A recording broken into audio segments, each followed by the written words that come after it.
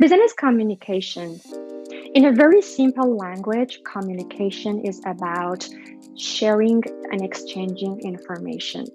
We have three main components in communication: a sender, a receiver, and a message needs to be conveyed. Business communication, it's about exchanging information between people within or outside of a company. Communication basically is done in different forms and through different channels. It also includes verbal and nonverbal communication.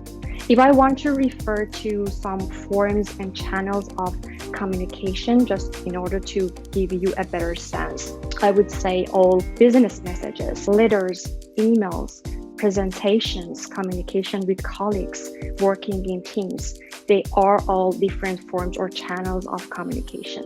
And the ultimate goal is to make sure that the message conveyed has been perceived as accurately and effectively as possible.